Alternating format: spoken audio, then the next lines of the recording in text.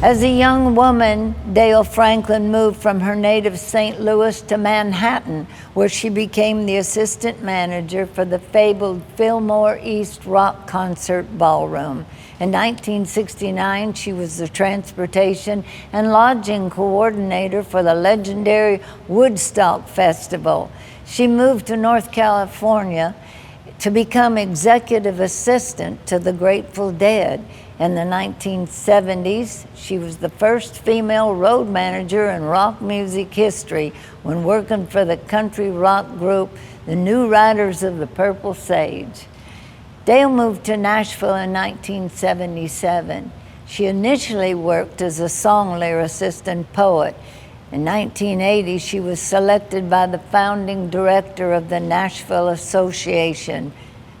Music Association, I meant to say. Later, it was renamed the Nashville Entertainment Association.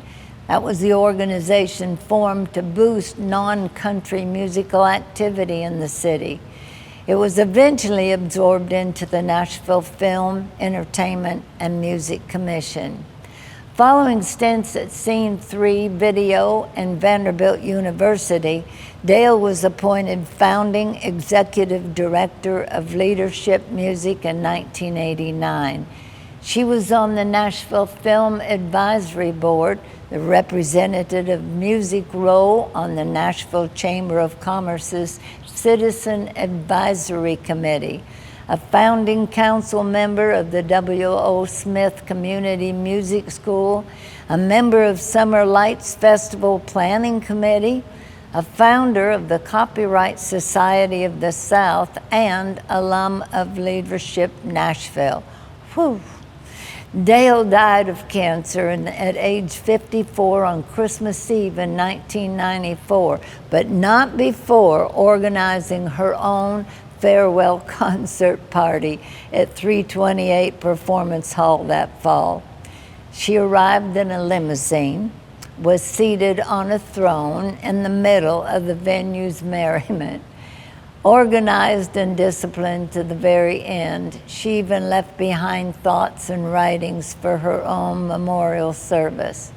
We are honored to have Nashville historian Bob Orman to speak on her behalf. Hello, my name is Robert K. Orman, and I'm here to talk about my friend, Dale Franklin.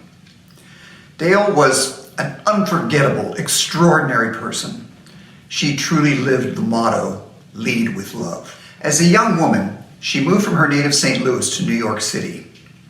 There, she became the assistant manager at the fabled rock concert ballroom, the Fillmore East. In 1969, Dale became the transportation and lodging coordinator at the legendary Woodstock Music Festival. She was only getting started. She moved to Northern California. There, she became the executive assistant to the Rock and Roll Hall of Fame band, the Grateful Dead.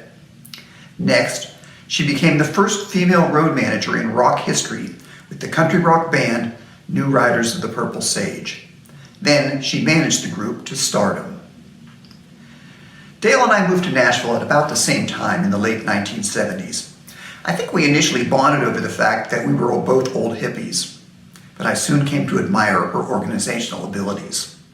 She was able to rally people and instill in them her boundless capacity for hard work, determination, grit, bravery, and kindness. We first worked together when Dale became the founding director of the Nashville Music Association. This was a group dedicated to promoting the non-country side of Nashville's music. It eventually became the Nashville Film, Entertainment, and Music Commission in the mayor's office. Following stints at Scene 3 Video and at Vanderbilt University, Dale became the founding executive director of Leadership Music in 1989. Dale became a force to be reckoned with as she built this new organization from the ground up, uniting the various factions of Music Row with her can-do energy and extraordinary diplomacy. She became the voice of Music Row at the Chamber of Commerce, the Nashville Film Advisory Board, the American Cancer Society, the Nashville Institute for the Arts, and Leadership Nashville. She was a founder of the W.O. Smith Community Music Schools Board, a founder of the Copyright Society of the South. Dale was such an organizer that she even organized her own farewell party. It was this giant multi-act bash concert at 328 Performance Hall. I remember Dale arrived in a limousine and sat on a throne in the middle of all the festivities around her.